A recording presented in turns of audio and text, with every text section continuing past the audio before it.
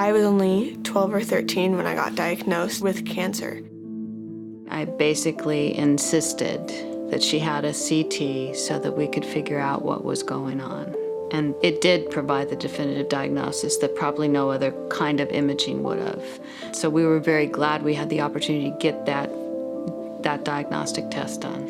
When they told us she was disease-free, that was quite a relief. They told us that there would be a step-down surveillance plan where she would start out with 1 CT per month, and then it staggered to 3 months for a year, I think, and then it was supposed to go to every 6 months.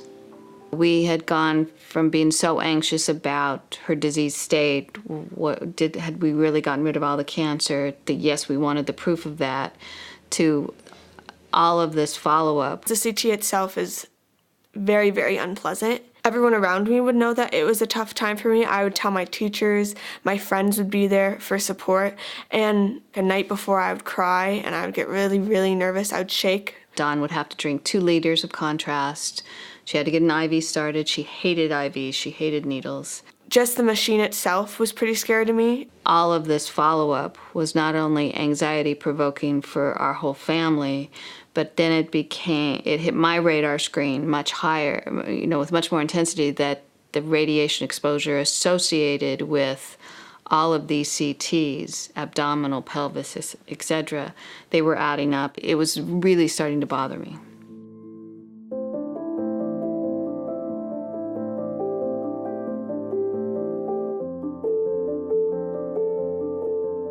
I spoke with her attending physician about the follow-up surveillance scans.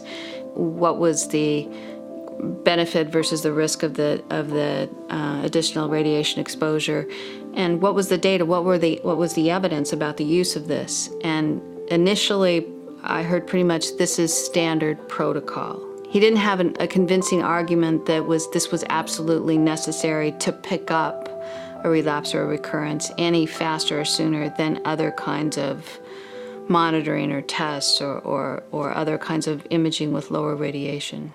We switched over, I think last year, to ultrasounds instead of CTs, and it's not scary, it doesn't hurt, and also there's no radiation, which is really good because I don't want any residual effects.